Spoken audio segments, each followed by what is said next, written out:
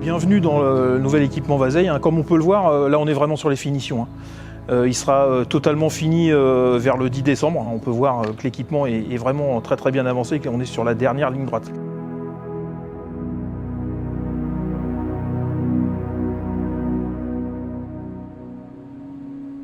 L'élément phare de cet équipement qui maintenant prend forme et il va prendre aussi toute sa vie, c'est la rampe d'accès qui dessert du sous-sol au premier. On peut la voir dans toute sa splendeur et dans toute sa surface.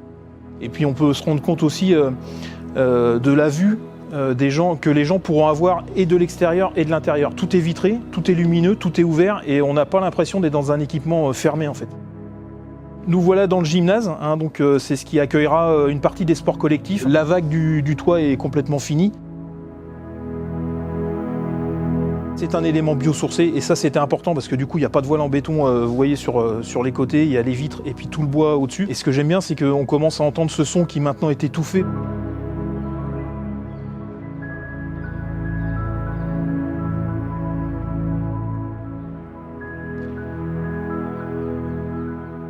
On est dans un des éléments phares du complexe, c'est le dojo.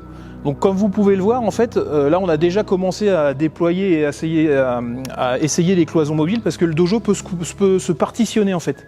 Où vous pouvez l'avoir sur son fonctionnement global et donc les cloisons mobiles qu'on voit une partie ici, une partie là et celles qui sont encore rangées dans leur renfoncement qui sont là, où on coupe le dojo en plusieurs salles pour pouvoir avoir plusieurs activités ou alors lors de compétitions. On range tout et du coup ça fait un dojo global pour pouvoir avoir plusieurs tatamis et pouvoir pratiquer une seule activité mais en compétition.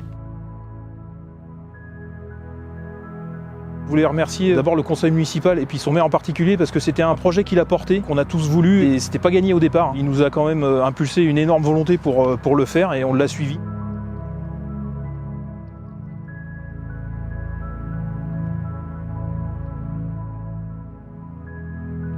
Et puis je voulais aussi remercier surtout les équipes, nos partenaires, les équipes techniques. Sans eux, je pense qu'on n'aurait pas eu forcément ce rendu-là.